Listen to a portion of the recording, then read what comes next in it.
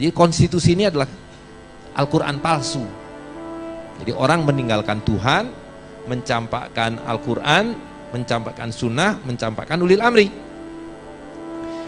Nah inilah yang kemudian kita sebut orang-orang yang mengenalkan sistem ini, bahwa kita nggak perlu Tuhan, kita adalah manusia yang punya rasio dan semua agama itu sama saja.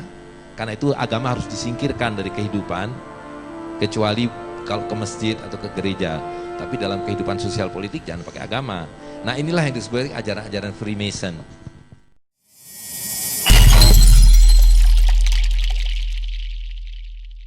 Kemudian apa peran Freemason dan Illuminati dalam uang kertas?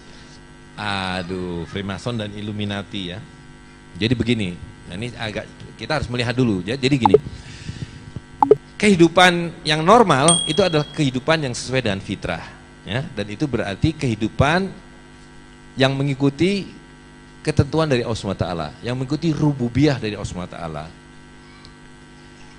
Nah, bagaimana kita bisa mengikuti ketentuan dari Allah SWT? Maka kita harus mengikuti Rasul sallallahu alaihi wasallam. Ya kan? Nah, ketika Rasul sallallahu alaihi wasallam tidak ada, maka kita harus mengikuti yang namanya ulil amri. Ya, diperintahkannya ati'uwa wa ati'ur rasul wa ulil amri minkum. Taatilah Allah, taatilah Rasul dan para ulil amri di antaramu. Nah, demikianlah kehidupan manusia pada waktu itu. Termasuk yang bukan Islam. Yang bukan Islam pun mengikuti hukum dari Tuhan. Walaupun kita tahu akidahnya menyimpang dan sebagainya, tapi orang-orang katakanlah di Eropa yang beragama Katolik misalnya, ya dia ngikut gereja dengan hukum gereja. Nah, di kalangan Muslim sesudah tidak ada Rasulullah SAW, kemudian ada ulil amri, dan ulil amri itu adalah para amir dan para sultan. Nah, mereka inilah yang disebut sebagai hablillah, sebagai tali Allah SWT. Sehingga diperintahkannya wa'tasimu bihablillah jami'an. Berpegang teguhlah kamu pada tali Allah SWT. Maknanya adalah kita mengikuti syariat Islam yang dijaga, dilaksanakan oleh para ulil amri.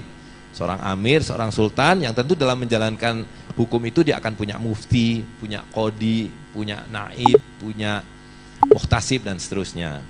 Ya. Nah itu berlangsung sampai kira-kira abad ke-16. Nah abad ke-16 mulai ada sekelompok kecil orang yang mengatakan bahwa kita nggak perlu Tuhan. Tuhan sudah memberi kita akal pikiran, nalar. Nah itu yang kemudian diajarkan dalam apa yang disebut sebagai filsafat. Ya. Nah jadi Tuhan itu menciptakan kita, memberikan kita anugerah akal, maka kita bisa menentukan segala sesuatunya melalui akal pikiran kita sendiri. Itu yang disebut rasionalisme. Nah abad 16 itu masih berupa ide. Terus berjalan sampai abad 17, ide-ide ini kemudian berubah menjadi ajaran politik. Bahwa karena kita tidak perlu Tuhan, kita tidak perlu gereja. Kita tidak perlu para raja yang merupakan wakil Tuhan. Nah di kalangan Islam juga begitu. Kita tidak perlu para sultan, kita tidak perlu para amir, kita tidak perlu Quran, tidak perlu sunnah. Kita menciptakan satu dokumen yang namanya konstitusi.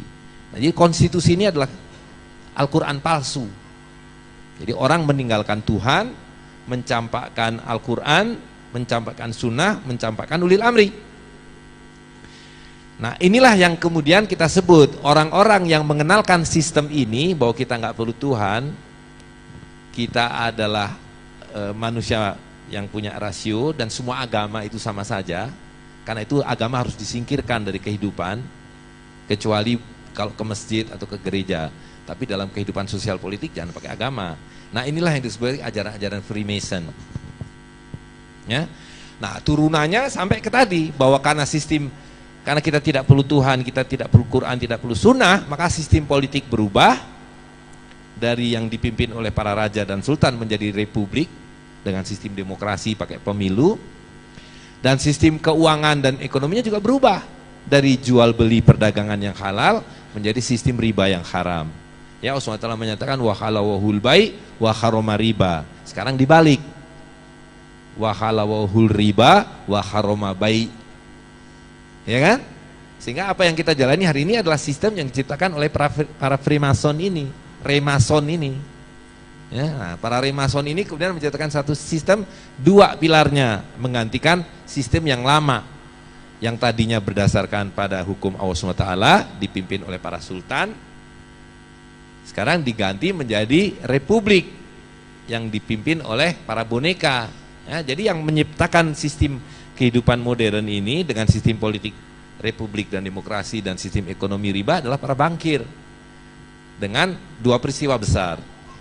Di barat itu dihancurkannya monarki, dihilangkannya gereja dan kitab suci mereka dalam peristiwa yang disebut sebagai revolusi Perancis.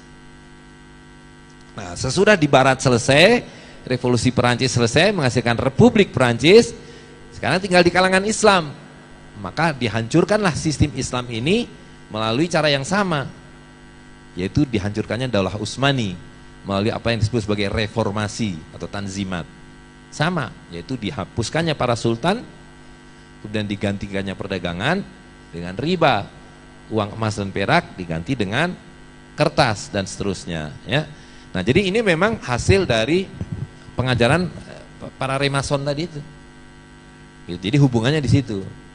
Gitu. Nah, tinggal sekarang apakah kita mau melanjutkan sistem yang batil ini atau kita kembali mengikuti ketentuan dari Allah SWT dan Rasul SAW, gitu ya. Nah, salah satu tandanya adalah tadi kembalinya mata uang emas dan perak, dan kembalinya mata uang emas dan perak akan memberikan banyak implikasi. Di antaranya kita bisa berdagang lagi secara halal, dan kalau kita sudah bisa berdagang secara halal maka kita bisa meninggalkan sistem riba yang haram, sehingga sakit jiwa kita hari ini yang kemakan sihir itu bisa sembuh. Gitu. Jadi kesembuhannya itu dimulai dari kembali kepada ketaatan hanya kepada Allah SWT dan Rasulullah SAW.